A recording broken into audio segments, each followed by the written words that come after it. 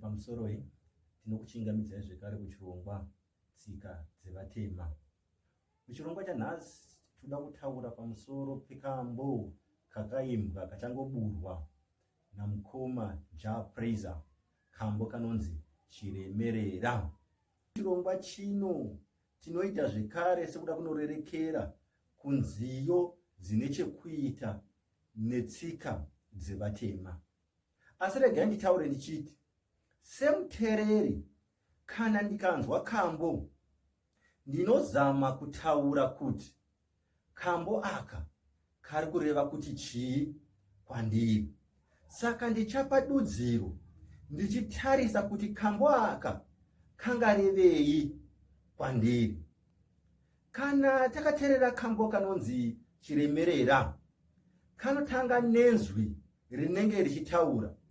Tikada kutarisa kana kuteerera inzwi iri, inzwi rinenge riri kuchema.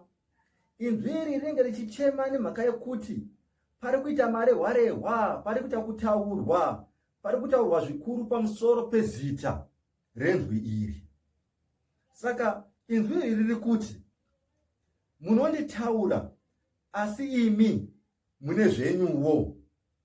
Inzwi iri rinoenda mberi richiti, chinhu chikuru ndechekuti munhu ari kuda kundibvisa Chiremerera. Saka apa ndipo panenge pane nhau yeinzwi iri. Inzwi iri rinenge richiti chivavarirwa chamunacho ndechekuti munoda kundibvisa Chiremerera.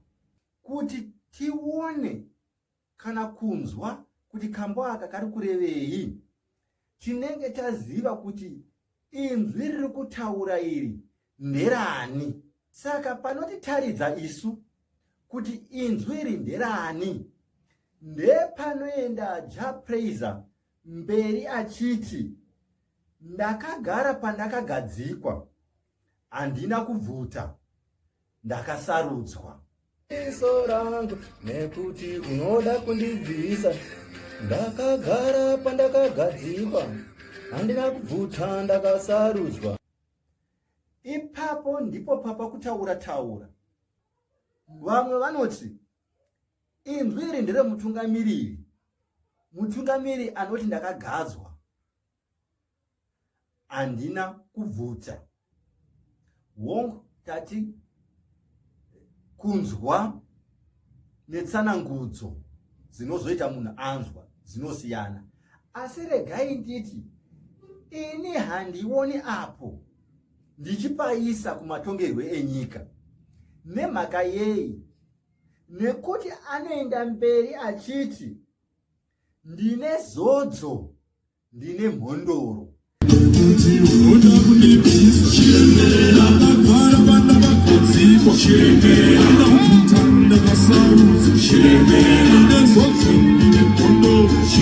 Saka ndinozviisa kusvikiro. Svikiro rinosarudzwa. Panenge pachinzi ndakagara pandakagadzikwa, handina kubvuta, ndakasarudzwa. Mhondoro, mudzimu, kana uchinge uchiuya kumunhu, tinoti mudzimu unosarudza. Asiwo kune vanhu vanovhuta midzimu kuti isvike pavari. Izvi hazvina kutanga nhasi zvekubvuta midzimu kuti isvike pane mumwe munhu. Zvinhu zvagara zviriko. Saka ini ipapa handioni pane chandingati ini chiri kumatongerwe enyika. Ndinenge nichingoti zviri mugwara rechivanhu, nokuti vanovhuta midzimu variko. Uye kuti munhu anzi uri mhondoro, unenge watosarudzwa nemidzimu mikuru iyoyo inokuita mhondoro. Sezvanoenda mberi achitaridza kuti ndine zodzo. Kana munhu ari svikiro, tinoti ane zodzo. Ndo matauriro atinenge tichiita pachivanhu. Anoenda zvekare mberi achiti, ndikakumura nyembe, ndakumura Chiremerera. Auoni zidanda riri mudziso rako, unongoona katanda kari mudziso rangu nekuti unoda kundibvisa Chiremerera ndakagara pandakagadzikwa Chiremerera handina kubvuta ndakasarudzwa Chiremerera ndine zodzo ndine mondo Chiremerera ndikakumura nyembe ndakumbura Chiremerera. Nhahurwa yenyembe inhahurwa inogona kunetsa zvekare, nokuti nyembe dzinonyanya kuwanikwa kuchiuto. Kana tichitaura nezvenyembe tinenge takuenda kune vanodzivirira nyika kuchiuto. Asi inzwi rekuti nyembe harina kutanga nhasi, raingovako makare nemakare. Nevarwi vehondo vakare vaive nenyembe. Tinoda tizosvika kuti zvinopinda sei kumasvikiro. Varwi vakare vaive nenyembe. Nyembe dzaiuya nechikanda chaunenge wakasungira muruoko. Kwaive nezvikanda zvakasiyana siyana zvaipiwa mauto epamusoro. Mauto enyika iyoyo tanga tine madzishe akasiyana siyana. Madzishe akanga ane hondo dzawo. Saka kana uri murwi mukuru uchitungamirira hondo, waitova nenyembe yawaipiwa chikanda chakaita seichi. Waigona kupiwa chiri chikanda chegarwe, waigona kupiwa chiri chikanda cheshumba, waigona kupiwa chiri chikanda chembada chawaitopiwa namambo kutaridza chinhano chako chauinacho muhondo yamambo iyeye. Ndo zvakanga zviri kumashona, ndizo nyembe dzakanga dziripo. Nazvino mumisha medu kana chiita zvimwe zvivanhu zvatinoita, tinombona munhu achitosungirirwa chikanda pamwe chembudzi. Chine zvachinotoreva panyembe yemumhuri. Saka nhau yenyembe yakanga iriko. Saka zvaizoita kuti kana munhu akafa ane nyembe yakanga apiwa naShe yakaita seiyi, pamwe akanga ari mutungamiri mukurukuru wehondo, akazodzoka semudzimu, munhu iyeye zvakare aida kuti unge une nyembe iyoyo. Svikiro paisvika ipapo, svikiro iroro raizopfeka zvekare nyembe iyoyo kana rasvikirwa. Saka kana tichiti wakukumura nyembe uri svikiro, zvinoreva kuti wava kusiya basa raunenge wakanzi uite nemudzimu iwoyo. Kana kuti wakuramba mudzimu, ndipo panenge pakunzi kana ndikakumura nyembe ndarasa Chiremerera, nokuti hakuchina munhu achakukudza. Chero nhau yenyembe ichikwanisa kupinda kuchiuto, sezvo Prayzah ari kudivi iroro rechiuto, ari ambassador ikoko. Asi pachivanhu chedu nhau iyo inopinda, nokuti mudzimu wakanga uchirwa waizoti kana wasvika munhu aizopfeka zvekare ganda iroro raipfekwa nemunhu iye achiri mupenyu, achiri muhondo yamambo. Saka zvakazouya nenzira dzakasiyana siyana. Paretso vamwe vachitaura vanoti pane nyembe. Kana tikatarisa akaita semavhi aya ari paretso, vamwe vanoti inyembe idzodzo. Tikazoona kuti retso nderevavhimi, nderevarwi.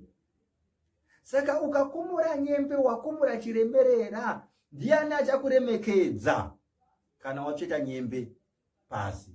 Ndiwo matauriro atinoona Prayzah achiita, zvaita kuti vanhu vange vane kutaura kwakasiyana siyana. Asi tiri kuti ipapa pari kunetsa vanhu vazhinji, tinogona kudzoka topaisa kuchivanhu. Asiwo nziyo ine dudziro dzakasiyana siyana. Saka hatirambi kuti vamwe vadudzire semadudziriro avanoda. Asi tiri kuti zita kana kuti inzwi iri riri kubuda richitaura richigunun'una, inzwi resvikiro. Ndo maonero atichiita isu kuchivanhu. Nokuti kana munhu ari svikiro anenge ane chimwe chiremerera chaanenge anacho. Hatisi kutaura maonero angaita vanhu vasingazivi zvechivanhu. Tiri kutaura pachivanhu, tiri kutaura mutsika dzedu dzavatema, kuti pachitema chedu kana munhu achinzi isvikiro, mumhuri kana achinzi munhu isvikiro, anenge ane chiremerera. Asi kana munhu iye ofamba achinyombwa, achitaurwa, achinzi ari kukanganisa, ari kuresva, ari kuita zvisina kunaka, vanhu vanenge vakutsvaga kubvisa chiremerera chiya chaanenge ainacho. Saka kana isu pachivanhu chedu tichitora nziyo yaJaPrayzah iyi, tinoti inziyo iri kutaura kuti svikiro ringe richiremekedzwa, nekuti rinogona kukanganisa hongu, asi kukanganisa kwaro akukundiwo pamwe kukanganisa kunenge kuchiita munhu anenge akarinanga kunonyomba, kati munhu anenge akuda kubvuta mudzimu uri pasvikiro iroro. Saka kutsvaga kusvibisa zita resvikiro, svikiro rosvika pakuti mandinyanyira, muri kunyanya kutaura asi mune zvinhu zvikuru, ini zvandiri kutokanganisa zvidiki. Kana muchifunga kuti mudzimu uri pandiri, ndakaita zvokubvuta, handina kuubvuta, ndakasarudzwa. Chinhu chikuru, chiro chimwe, chinhu chikuru, kana uri munhu ane zita, inhau yechiremerera. Asi toziva zvakare kuti kambo kana kachinge kaimbwa kane dudziro dzakasiyana-siyana. Mumwe nemumwe anodudzira semanzwire aari kuita. Ini ndadudzira nziyo iyi pachivanhu.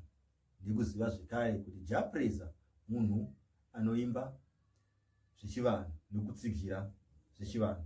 Asi mumwe nemumwe ane kodzero yekududzira madudziriro aanoda. Ndatenda, ndini sekuru venyu, sekuru Makomo.